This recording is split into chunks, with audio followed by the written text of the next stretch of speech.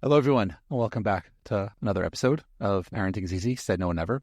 I remember becoming a parent and obviously how it's something that changed my life for the better a million times over. And there have been so many ups and downs regarding your own insecurities and feeling like, am I doing the right thing? And that imposter syndrome, I think, kicks in more becoming a parent than maybe any other area away in life. And I think there's so many different things to talk about when it comes to being a parent, whether it's a first-time parent or the whole birthing process could be something that I think there's more to be explored. And that's what we're going to be talking about in today's episode. I have on Suzzie Vehrs, who is a doula and childbirth educator who is very passionate about helping moms create the birth that they love.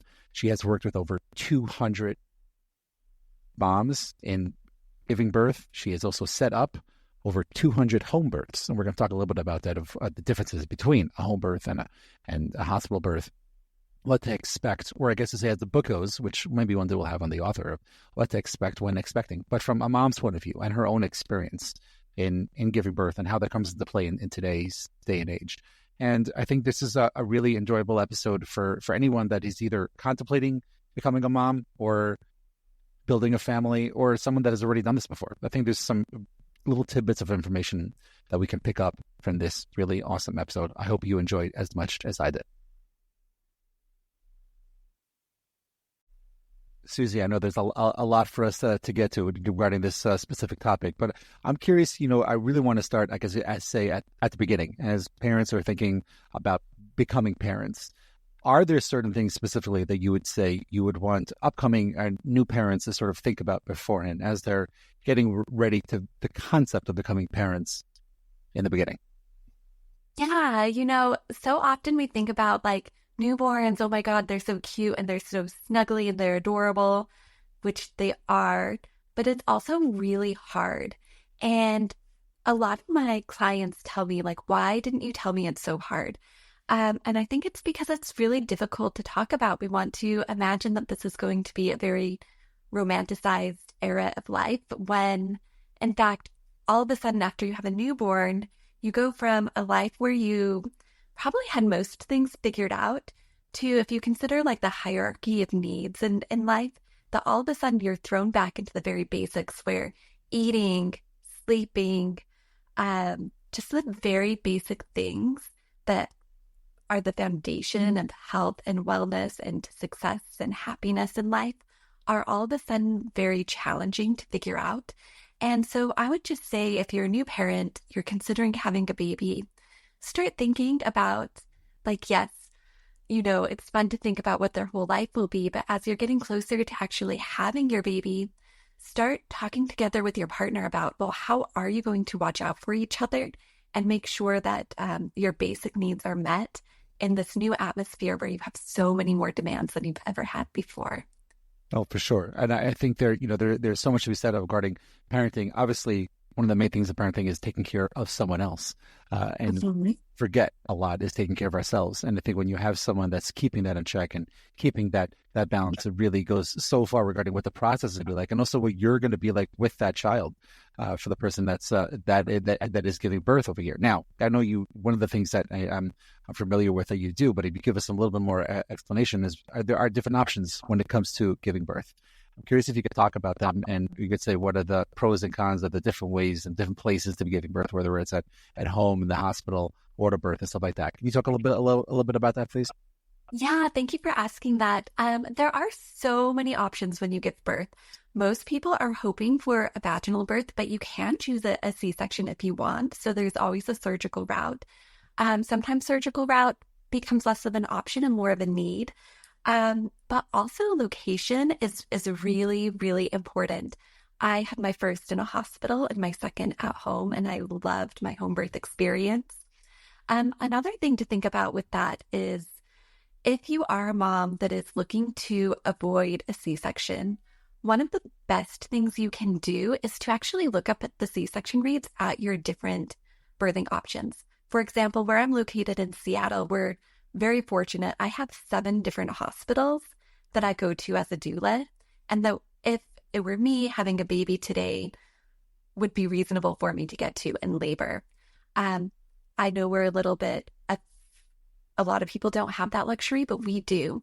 of those hospitals, their C-section rates go from about 20% to close to 40% at some hospitals and this is for first-time low-risk moms.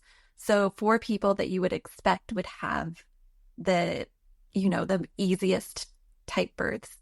And a lot of those differences are really just the systems and structures within those hospital systems that allow for different types of care.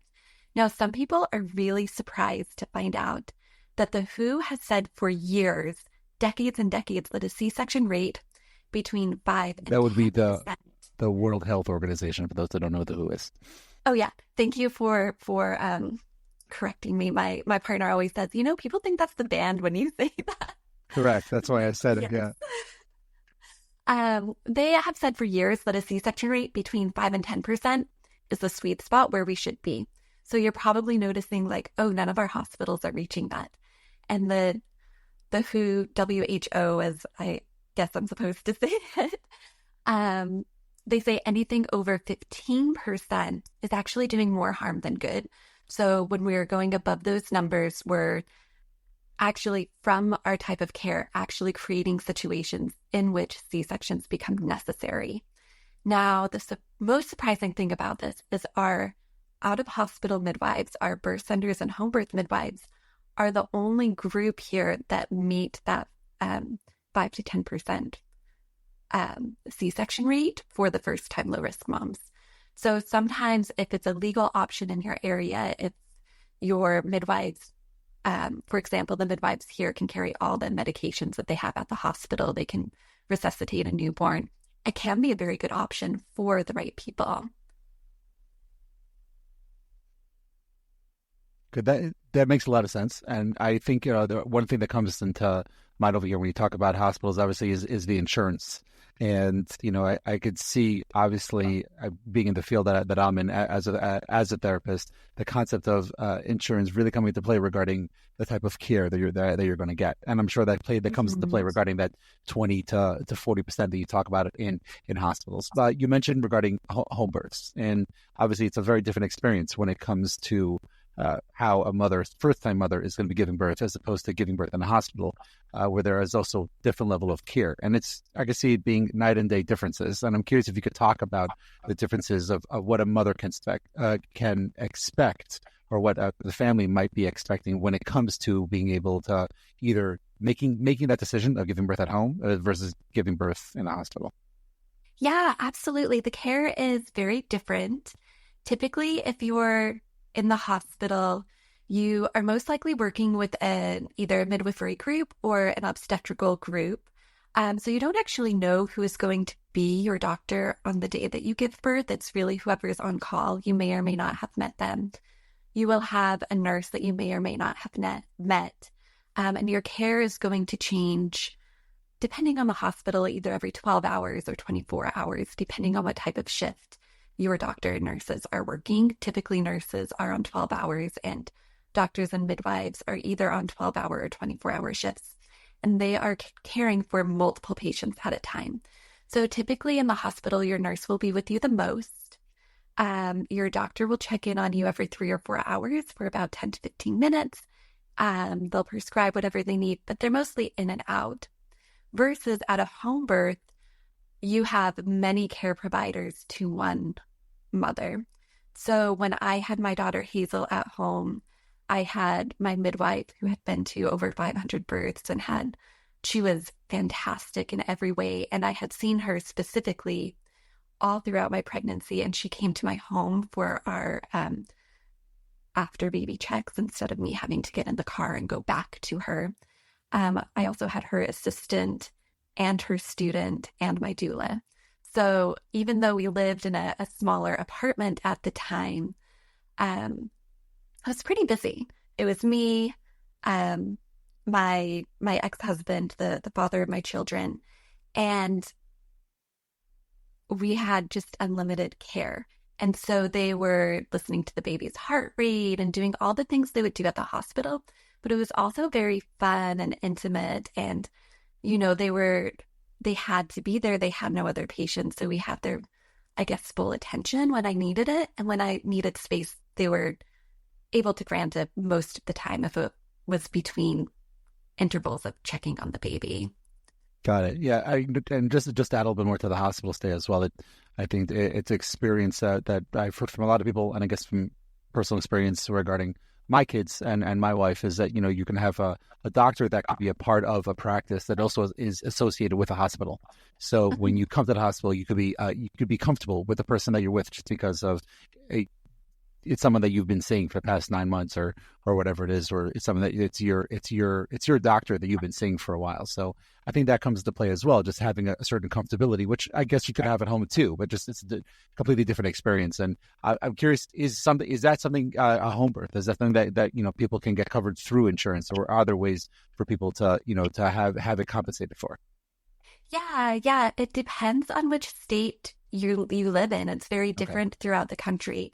Here in Washington, midwifery is not only legalized, but recognized by the state. So if you have insurance that covers birth, which all insurance has to cover labor and delivery, it will also cover a home birth. Same with if you're on Apple or Washington, that's our state insurance will cover a home birth as well. It's not like that in every state. Right. For example, in California, midwifery is legalized, but not part of the insurance programs. And then there are some states where out-of-hospital midwifery is illegal, in which case it would not be an option for you. I know I loved my home birth experience, but I do want to say that it is a very personal choice. And even I've had many, many, many parents walk into these hospitals where the C-section rate is very high and still have exceptional, great experiences, especially if they know what they want and they know how to communicate what they want. And they're comfortable. If the hospital makes you feel safe, you should absolutely be in the hospital. Or if you're high risk, or if you have preeclampsia or gestational diabetes or something going on where some of those larger interventions or surgeries might be the reasonable and best choices for you. For sure. I think the key word that you said there, and I want you to expand on a little bit, is when you say communicating properly with the hospital or with the doulas or whoever else that you're with. What are some key, whether it's questions or phrases that new moms can start questioning or asking about when it comes to what to expect from whatever they choose? Yeah. I do suggest that moms put together a birth plan, which is essentially a one-pager that talks about who you are and what's important to you. Because when you're at the hospital, a lot of times you're working with people you've never met before, or people that have, that are overwhelmed because they have a lot going on and they haven't necessarily themselves had enough care. I know when I work for 24 hours, when I'm on that last 4 hours, my brain is on the struggle bus. And I see that with our providers as well. And that's not their fault. That's that their job stretches them to the limits of what humans can do. But to give you an example, I was with one mom who was delivering her baby and she was taking a little bit longer to push. And her doctor was there, ready to catch the baby. And in that hour where the doctor just kind of sat there patiently and waited, the doctor also admitted somebody who had come in through the emergency room who they were going to send home. And so she's on her phone saying, "No, I am going to see that patient. Let them into the hospital."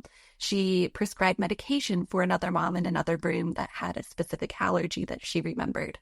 And so when we're going into these situations, we need to remember that these providers are trying, but they have multiple moms who want different things. So if there's one mom, at Christmas, I worked with a mom who said to me, "The only thing I want is my baby by Christmas. How do I get an induction? How soon is that?"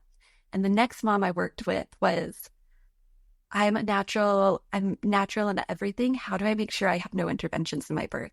Right? So if you can't describe who you are, which one of these moms you are, what makes you unique, what makes you special, what makes you feel comfortable, the interventions you want, things that you're nervous about, then nobody can help you with both getting what you want and two, helping with the emotional side of making choices in labor, which sometimes have to change just based on the fact that our needs evolve and change, or our understanding of what we want evolves and changes in the process. For sure. I think it's like everything in life, whether you're planning a vacation or date night or something, things are constantly going to change. And I think the way we could prevent that anxiety as much as possible is to cope ahead and to prepare as much as possible. And obviously, when it comes to something that's as life-changing, which is obviously, you can't compare it to a vacation, but still, it's something that's obviously a lot more life-changing than a vacation. The more we could prepare, the better off we are. I think obviously that education, like you're talking about, I think is a very important piece over here. But when you also talk about, I guess you could say, nutrition, which is obviously a very, very big part of what a mom is going through in the beginning stages of being pregnant and up through the last couple of weeks until she's giving birth. Are there certain things that you recommend a mom should be making sure that she has, whether it's from whether it's vitamins or it's specific types of food that they should be eating in general? Yeah. Nutrition is extraordinarily important in labor. In pregnancy, there are studies that show that what a mom eats will affect every outcome of the birth process and the child for up to 2 years. That's when the study ended, so theoretically that could go on. But a couple things that are really important, if I can boil pregnancy nutrition down to like just a couple points, are one, making sure that you get whole food protein. I know protein shakes, we live in a world where it's like, sometimes we try to simplify our foods down. Whole food protein is so robust that you get a lot of both the big nutrients that you need, but also those little, like the micronutrients too, that typically work better when you have them together. For example, eating a whole egg is better than eating just the egg whites, because that yolk has fats that help your baby's brain develop. So if you're trying to think about, well, how much protein, at a minimum, think like 60 to 80 grams in the first half of pregnancy and 80 to 100 until the end. And then the second key, if you're trying to think about ideal pregnancy nutrition, is trying to get at least 5 servings of either fruits or vegetables a day. 7 or 9 is even better. Sometimes when we talk about protein, all of a sudden, if we take it to an extreme, carbs become the enemy and fruits and vegetables get kind of left off. Fruits and vegetables are so important for making sure babies grow well. So if you think about babies that have like intrauterine growth, or that are just very small, that just stop developing kind of towards the end of pregnancy, nutrition is one of those things that can actually prevent that.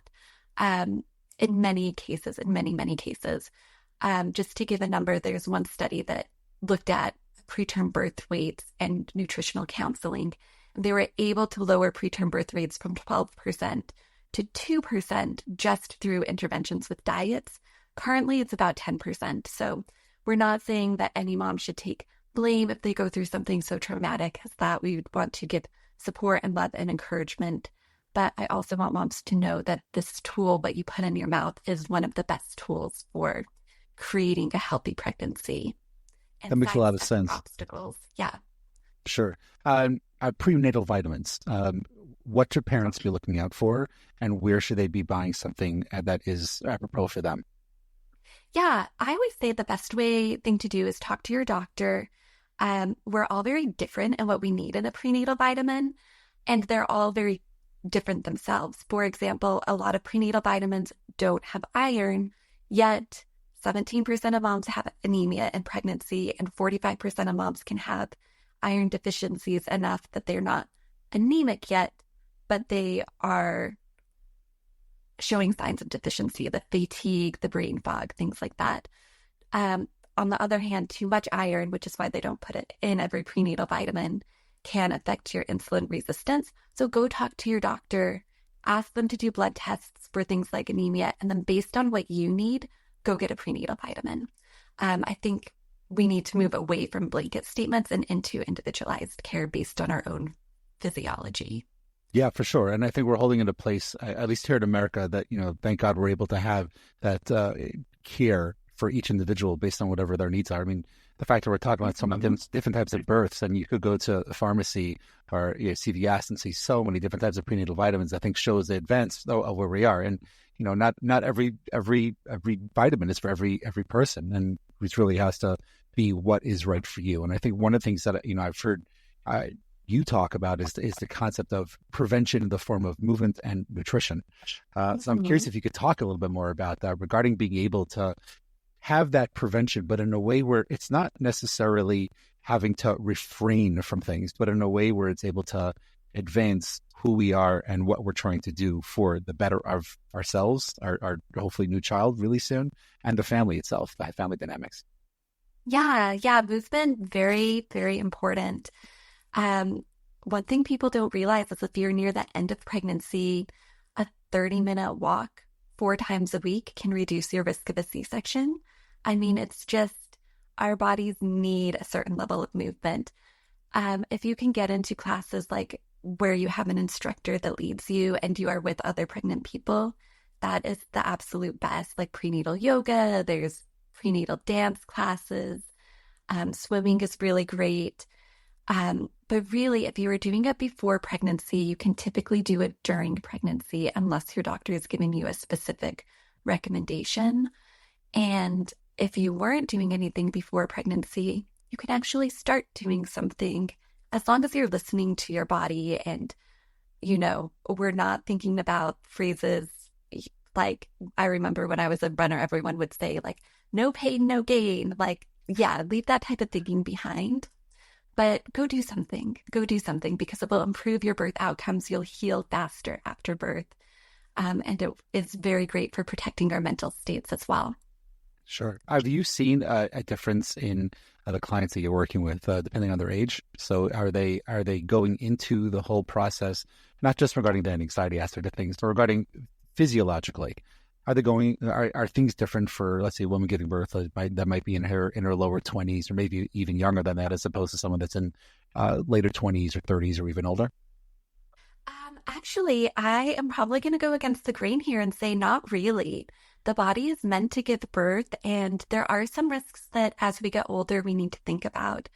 Sometimes our nutritional stores are more depleted and we need to focus more on nutrition. Sometimes, some people do choose induction sometimes after they're past that 35 years old, but many people don't. I would say that most of the moms that I work with, a lot of the moms I work with are in their 30s, that they go on to have very healthy pregnancies, they go on to have healthy births. And so if you're hearing a lot about advanced maternal age and you're worried about that, I really just hope I can give you like a little bit of confidence in knowing that your body didn't fundamentally change because you grew up another 5 or 10 years. Yeah. Yes, there are some things that your care team will be more watching out for, such as hemorrhaging, and there may be more reason for you to choose an induction by that 41 weeks, just to avoid risks of an extended pregnancy. But those typically will go very well, just like they would for somebody that's younger. Okay, perfect. I'm so happy you sort of went regarding the induction. So I'm curious, like how new moms and their partners can sort of go about this conversation with their provider regarding getting an induction. What type of questions should they be asking, and what type of questions should they be asking themselves regarding how they feel? So asking both the provider and things for themselves regarding getting that induction, and at what point should those questions be coming up? Yeah. Inductions are a really great tool, and they can be a phenomenal birth experience. If you don't know what an induction is, it's basically when you have a medical start to your birth instead of waiting for labor to start on its own.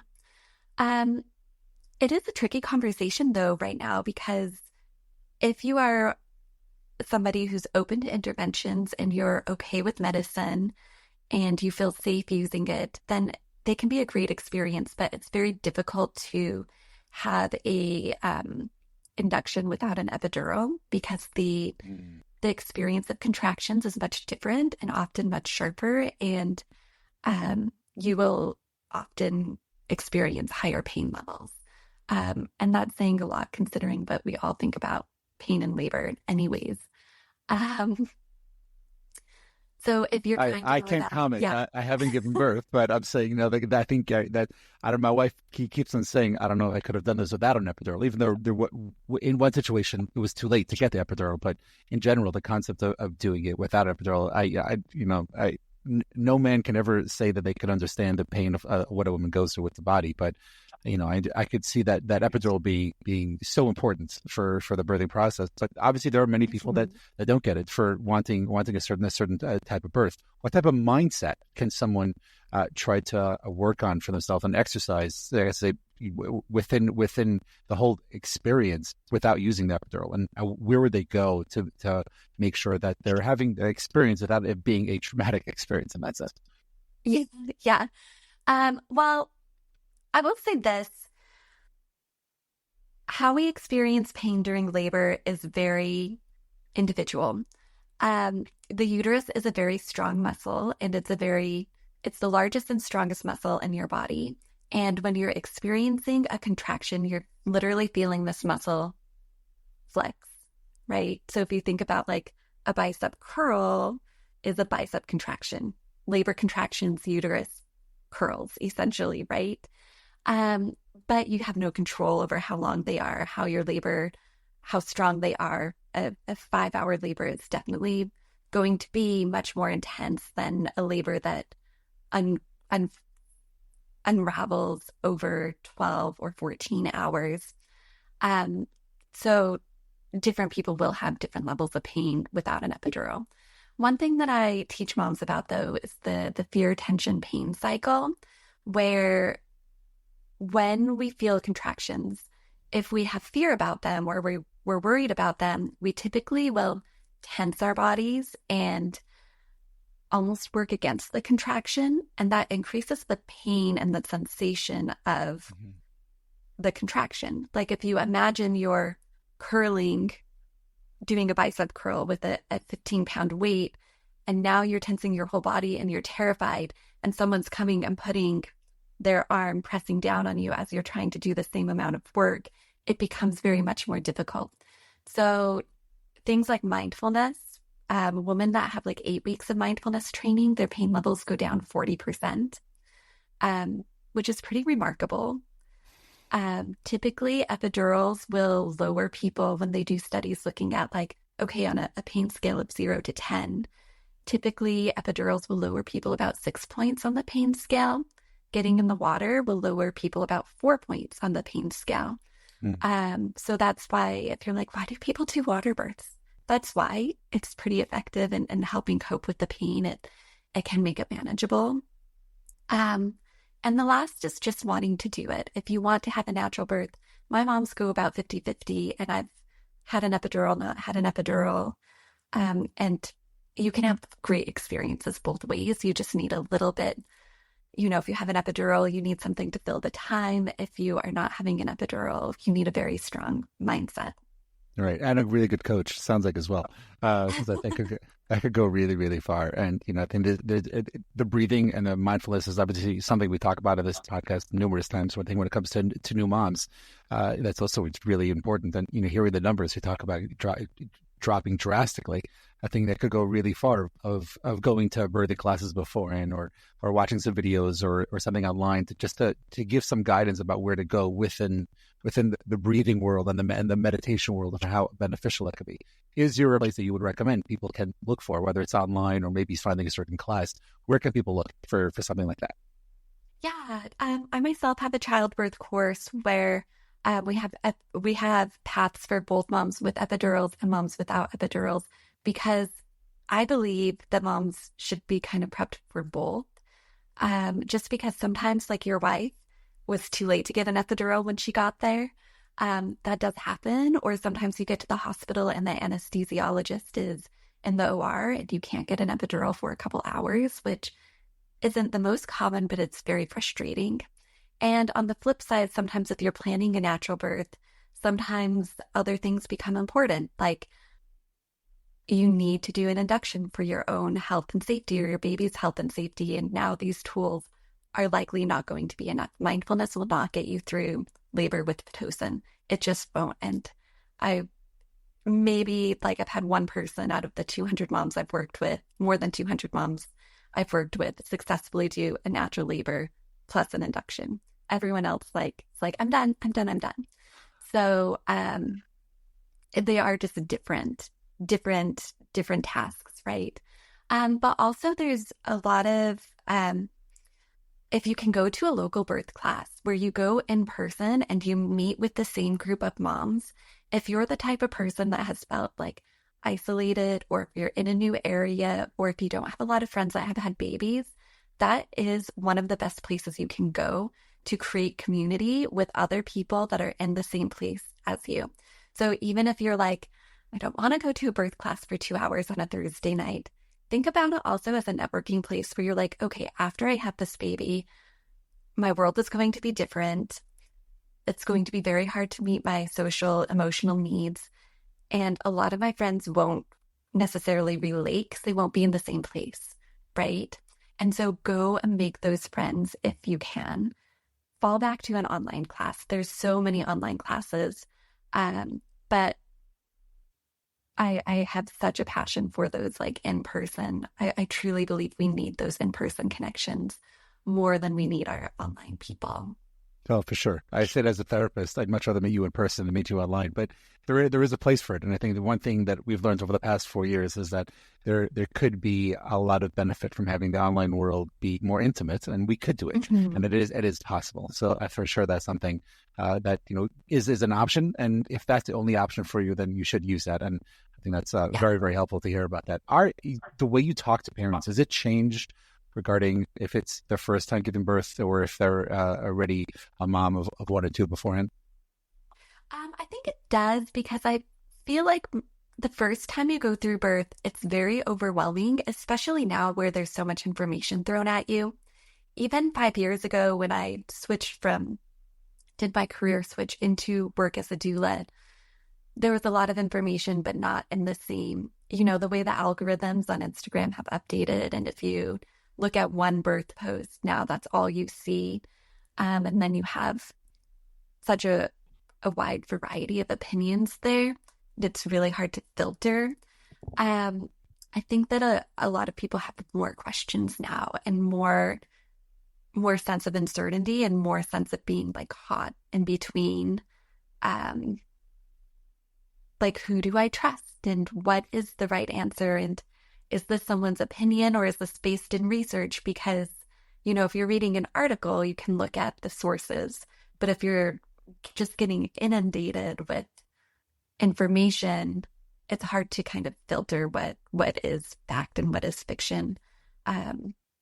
So I do feel like for first-time moms, when we work together, a lot of it's like, okay, let's go from the beginning and talk about all your choices from the beginning to end. And you're going to have questions. So when we get to places where you're like, why would it matter how I'm monitored? We'll stop and we'll talk about it. Whereas with second-time moms, they usually say like, oh, I did this in my first birth and I liked it, or like that happened and I don't want that to happen. What strategies or what do I ask for to avoid that?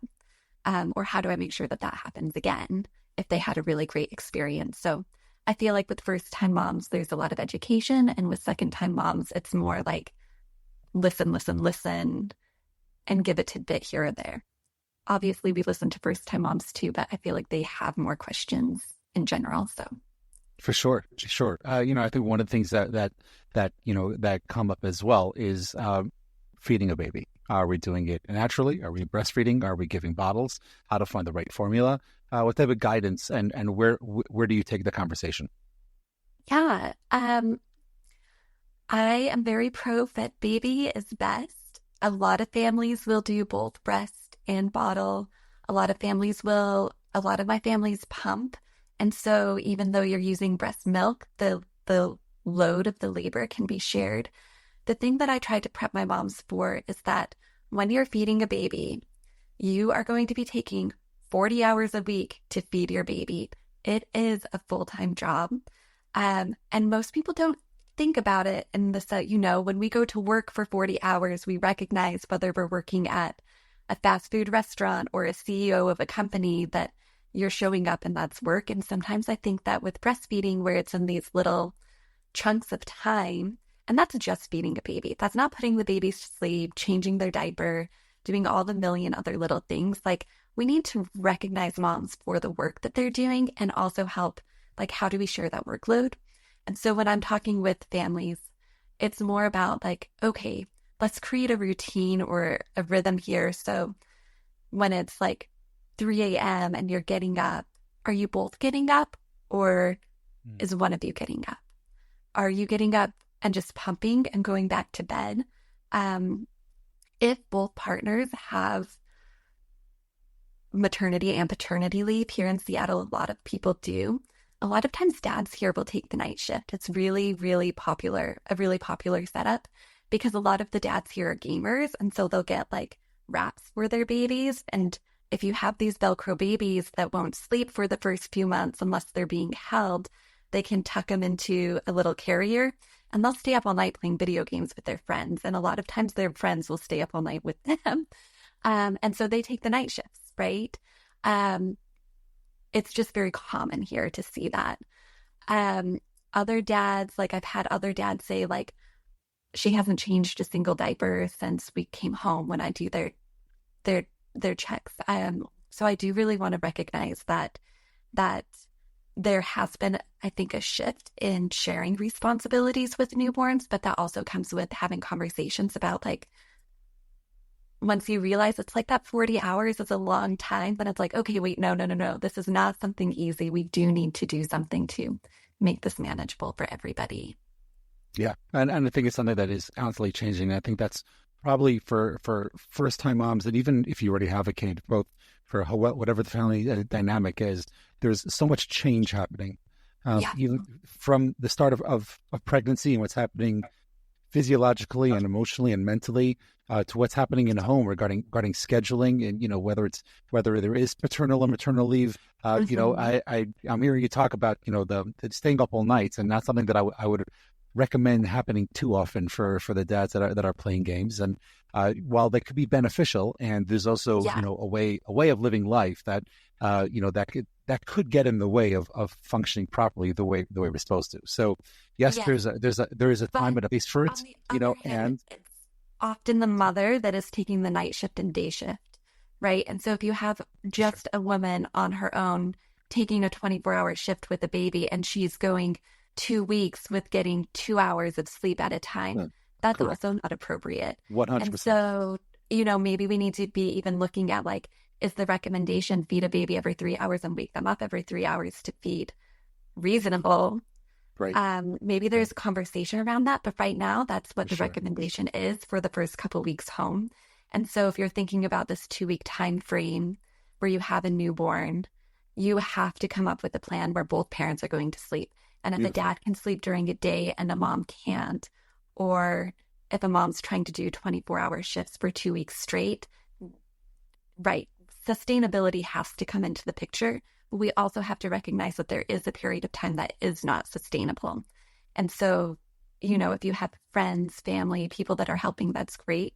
But a lot of people don't. And so, being creative about how you're pulling your resources is very important.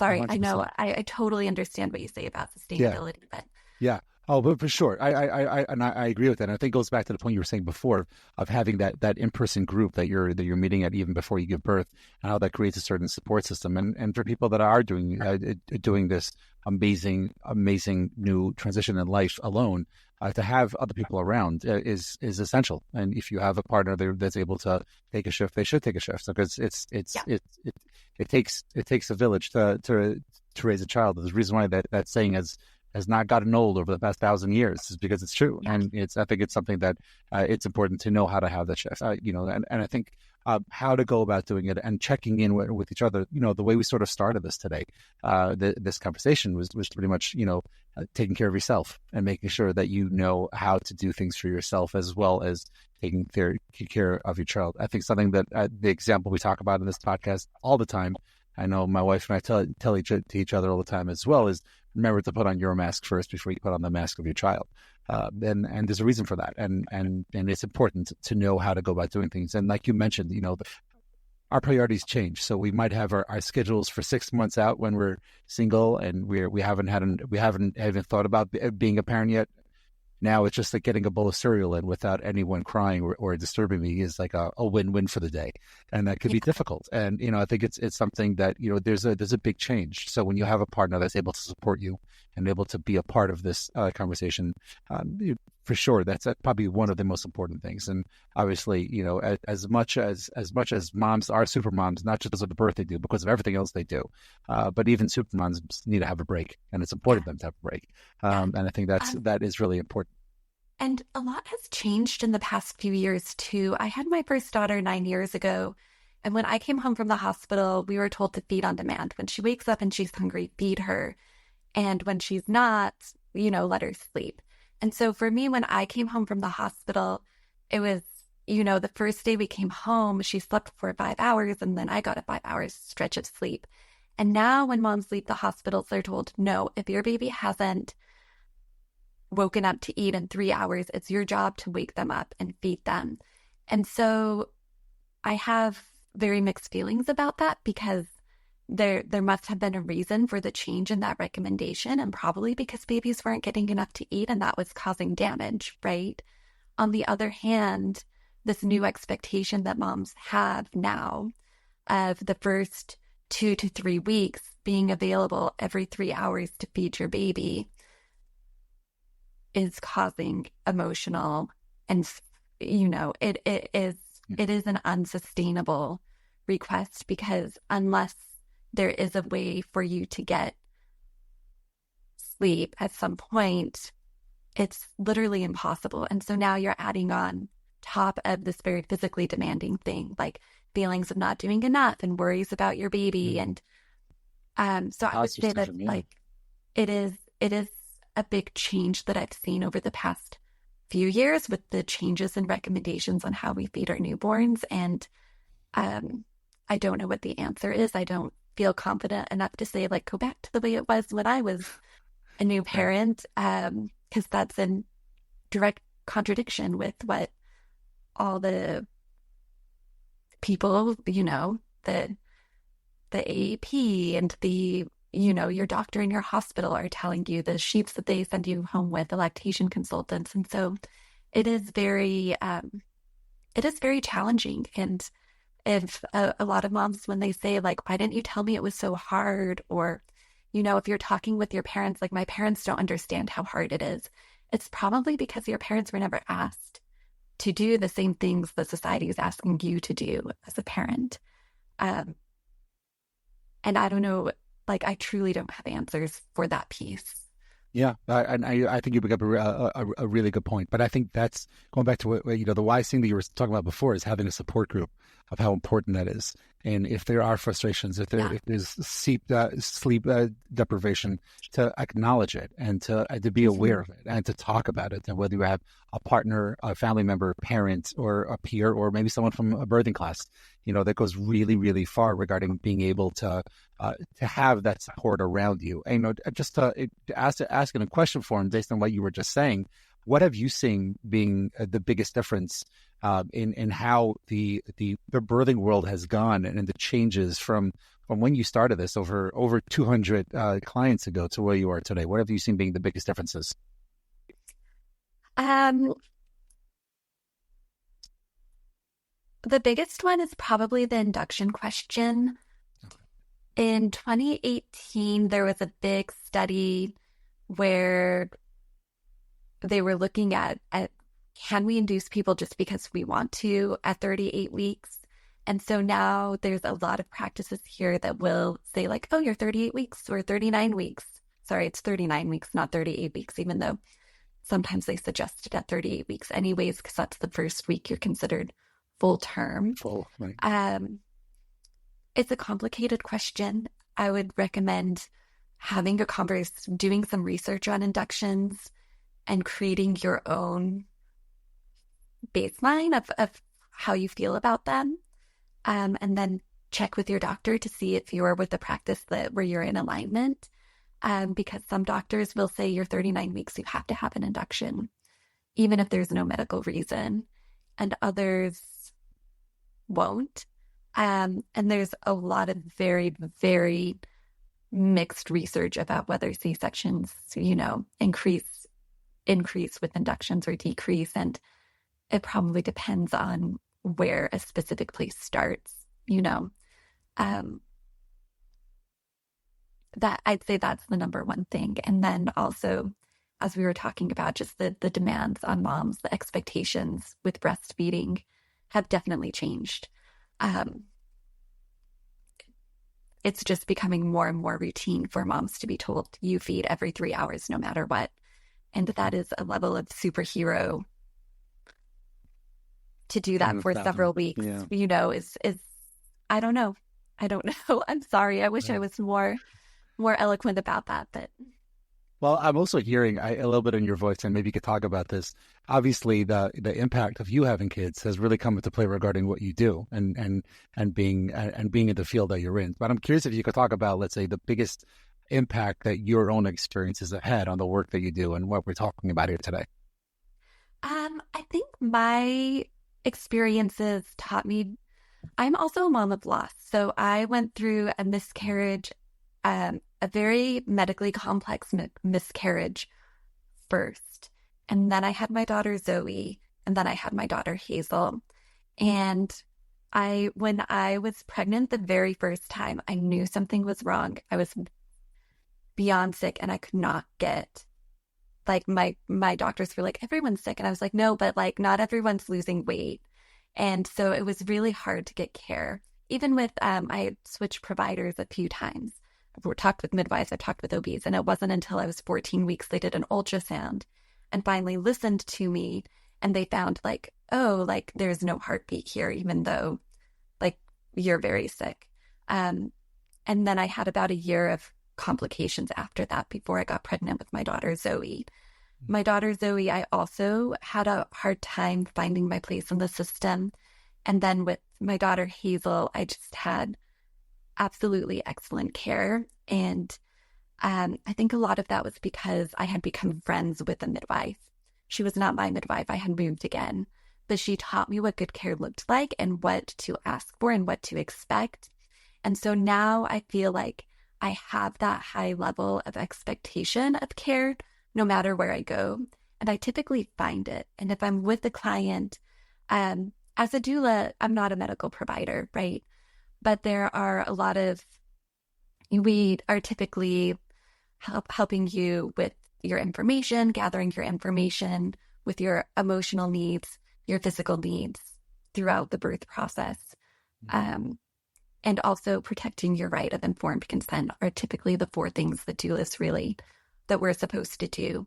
So a lot of that is recognizing if you're not getting the care that you need, helping you advocate for that. For example, one of my clients recently was feeling very fatigued, and she told her OB about it, and she was like, it just feels different and worse than it's supposed to be. And they were like, oh, don't worry about it.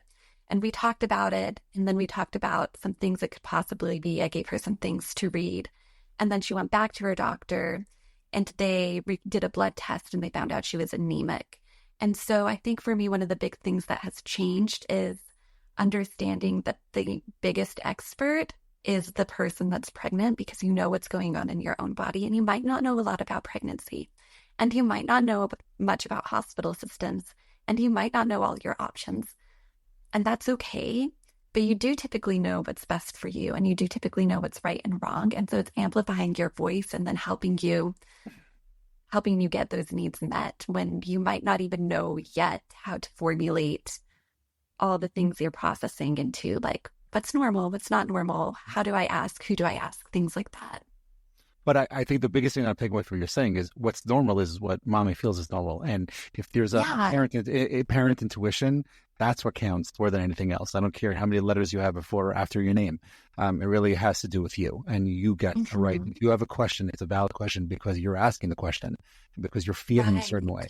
And I think that's very, very important, which I'm so happy to hear you say, that the concept of empowering the mom to be able to go ahead and say what it is that she's feeling and is important. And sometimes you'll get that from your OB and how they're going to be treating you and the whole situation. Sometimes it might not be in that place. And like you're saying, you've gone to multiple providers because I guess the nicest way to say it is that moms have to be selfish when it comes to this whole process. They have to do what they feel, what feels right for them.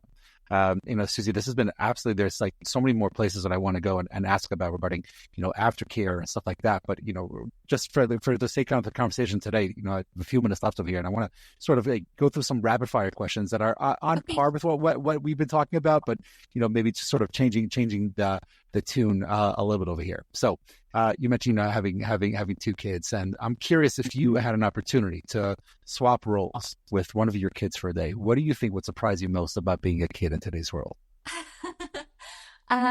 My older daughter is a competitive gymnast, and so I think I would just be floored. Like when I look at the things she can do, I'm like, I wish it would just be fun. I think it would be really fun to be in her shoes for a day. But also really cool. I think it's way more challenging than it was for me. I mean, I ran around. I was a latchkey kid, essentially, and so she has much more structure, and there's benefits, and also sometimes more stress, I think, in her life. I think I'd be surprised by that. Okay. Well, if you can travel back and give yourself, the younger, new mom version of yourself, a piece of parenting advice, what would that be? Your intuition is almost never wrong, and to speak up about it. Love it. Okay. Well, if you were to write a children's book based on your own parenting experiences, what would the title be and what would the book be about? Everything's going to go wrong, but it's going to be okay. Well said. Well said. And if you could have a superpower as a mom that's mundane, it has to do with parenting, what would that be and why? I want to be able to read minds because my kids sometimes are very chatty, but they also like, what did you do today? I don't know. How was your day? Good. Yeah. Love that. Yeah. Okay. Well, I know we touched on a lot of different subjects, on a lot of different things today. If it could be if you could sum up for what we talked about today for a one sentence or two sentence words of advice from your experience of what we talked about today to parents listening out there today, what would that be? It's not you. It really is just this hard, and you can do it. Awesome. Very, very well said. So before we finish today, can you, if people want to find more about you and about what you do and your course and stuff, where can people find you? I am at shebirthsbravely.com and Instagram at shebirthsbravely. The course is right on the website. And I do offer free consultations, so feel free to sign up for that. And if you come in through the course, we do a couple one-on-ones where you get to talk about your birth plan and what your goals are, and then we'll help you kind of create a plan to bring as much of that to life as possible. Amazing. Suzzie, this was absolutely awesome. I learned so much today. Thank you so much for everything. Yeah, thank you so much for having me. I really, really appreciate it.